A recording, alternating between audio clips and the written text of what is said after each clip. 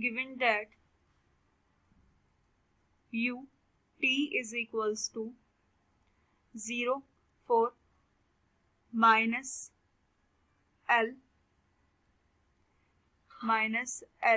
is smaller than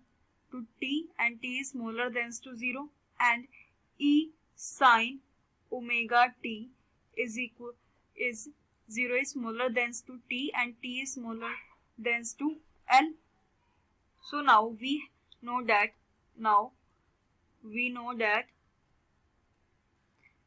ut is equals to function ft equals to a naught upon 2 plus sigma n equals to 1 to infinity. So an cos 2n pi t upon 2l plus